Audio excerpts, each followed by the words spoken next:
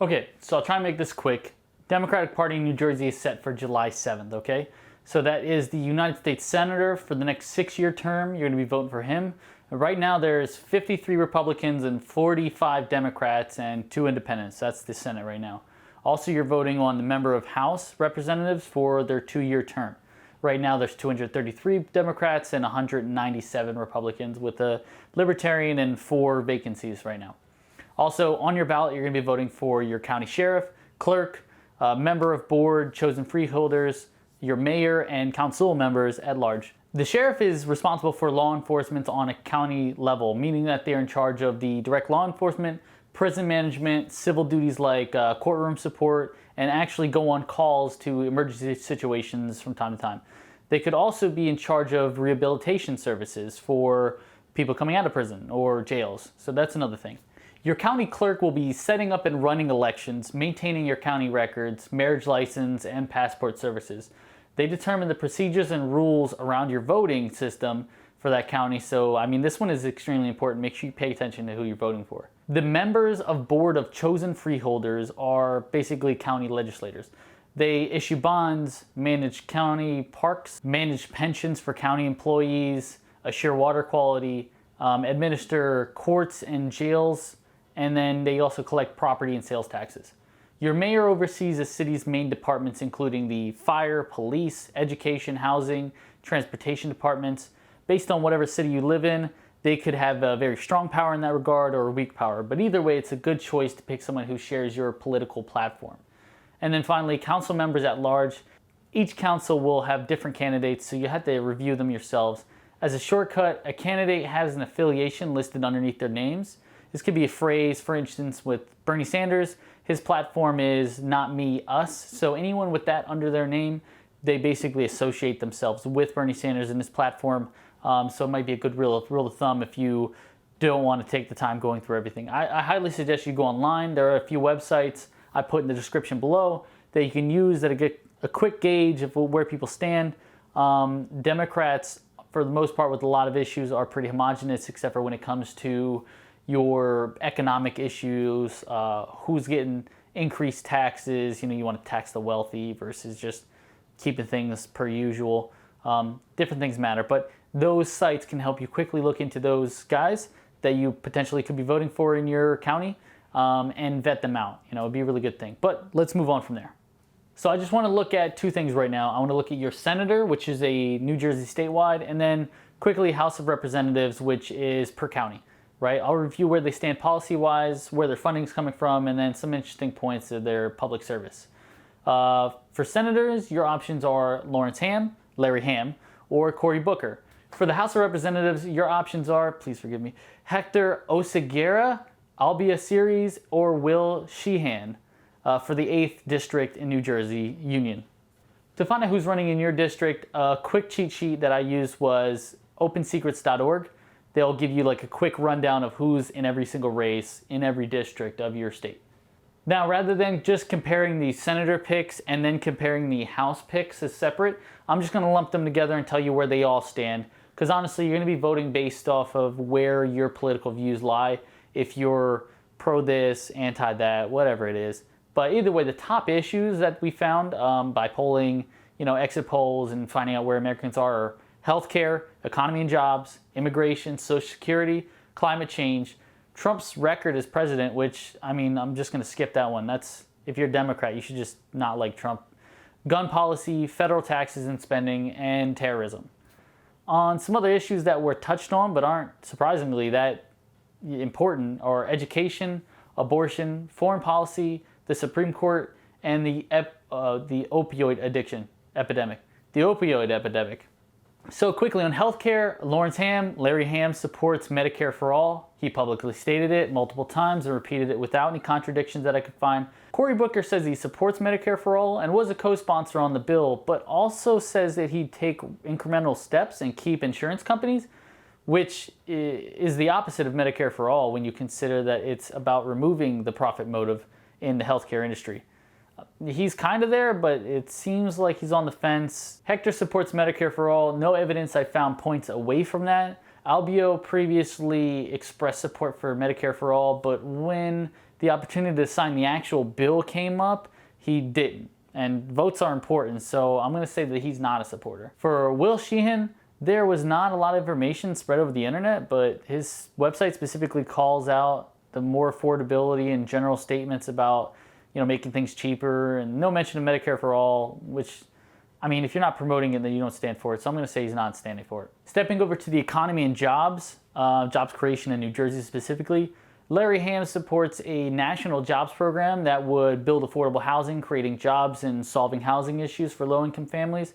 He also supports the Green New Deal, which includes infrastructure upgrades, which creates jobs nationwide. The economy also ties into taxes and spending, so I'll hold off on that portion until we hit that section. Cory Booker also has a jobs guarantee plan, which would give all unemployed Americans opportunity to work. I mean, jobs range from construction to childcare, but would always adjust to fit the need of the current state of the economy. So it's not like a permanent thing. As far as the Green New Deal, sounds like he's on board. There's no direct evidence either direction that he is 100% with the Green New Deal, but the principles he follows. Hector supports the Green New Deal and the job creation that comes with that, and that's what I've been able to find on it. For Albio, there's a few notes. In 2010, he signed a bill to allow consumers and businesses low-cost loans from utility companies to lower their upfront costs. Obviously, being a loan, they'd be charged interest, but it was an attempt to create 20 to 40,000 jobs. I couldn't find any confirmation that it did or did not. He also co-sponsored a bill in 2019 called the Water Quality Protection and Job Creation Act, which is set to improve the water infrastructure in New Jersey over the next 5 years, estimating 300,000 new jobs. Again, not sure where to go to confirm that. I've checked all over the internet and I can't really see any backing up of that. But he does also mention that he supports the principles of the Green New Deal. So I guess, yeah, he supports it. Yeah. Will Sheehan is focused on roads, bridges, ports, rail lines, and environmental revitalization after Hurricane Sandy. Again, didn't find any articles on him really, but this is specifically from his website, so I mean that's what I have to go off of. And I guess this also creates jobs as well. It's all infrastructure based, which makes sense. We have bad infrastructure. Now over to immigration. Now this for New Jersey isn't a huge issue, but Lawrence Hamm spent a long time working with the community, with the students and immigrants, and supported a bill by Phil Murphy allowing immigrants without legal status to drive. He also supports DACA and Dreamers. Cory Booker is anti-border detention centers and also supports DACA and Dreamers. Hector supports DACA and Dreamers and advocated for ending Hudson County's agreement with ICE. Basically, the jails would notify ICE when there's inmates that they receive that are illegal immigrants. So they just right out the door. Albio supports DACA and Dreamers and is in favor of immigration reform just like the rest of these guys. Now, there wasn't much I could find on Will Sheehan, except for his site, which didn't really specifically list the immigration or articles regarding to it. So I guess it's not an important issue, but I don't know. It's New Jersey. So now Social Security. Lawrence Hamm promises 100%, no cuts to Medicare or Social Security as a part of his campaign. Cory Booker also states that, no cuts to Medicare and Social Security, but he is not against raising the retirement age for people under 30. So, if you're older than 30, he's like, all right, I'm not going to do anything to your, retirement, your Social Security. You can collect it, when you become of age. But for anyone under 30, he's basically going to take away a few more years of your Social Security, is what he'd be open to. I don't know if he's actively advocating for it, but that's, one of the statements that I was able to find regarding that subject. I have to stop and make a note here. Since Cory Booker has been around longer and his run for president this year made him more of a public figure, there's a lot more information on him and he has a lot more interviews. This isn't a good or a bad thing, but I can provide more context on what he's actually about. Lawrence Hamm has been in the public eye for a while too, so he is vetted as well, but his positions haven't really changed, so it's a short, sweet comment normally with him. So, all right, moving on. Hector wants to bolster Medicare and Social Security with no cuts or increases to age of eligibility. Same kind of thing as Hamm. Albio supports stronger Social Security and no cuts or raised retirement age. Also supports stronger Medicare.